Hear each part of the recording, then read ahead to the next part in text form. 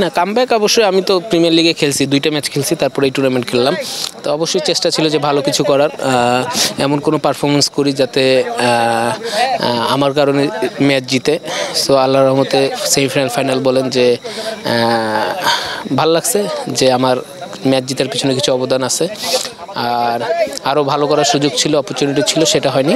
But ultimate match জিতছি যেহেতু আমরা, সেটা সব কভার হয়ে গেছে।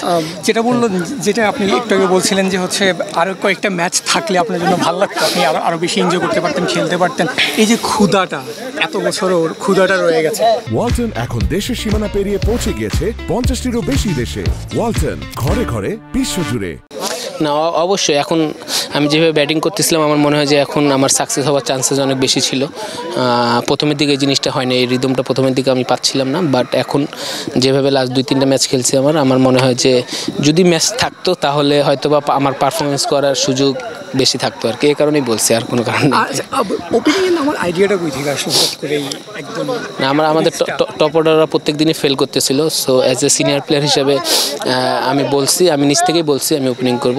তো আমার কাছে মনে হয়েছে যে আমি ওপেন করলে হয়তো বা টিমের জন্য ভালো হবে, এদিক থেকেই বলছি। লাস্ট কোশ্চেন, এই মেডেলটা চ্যাম্পিয়ন মেডেলটা কাউকে ডেডিকেট করবেন? এটা যে আমার ছেলেকে দিয়ে দিব, অবশ্যই মানাফের জন্য। সো এই তো সাইকেলটা শুনছিলাম যে সাইকেল আমি চালাবো সাইকেল। থ্যাংক ইউ ভাই, থ্যাংক ইউ।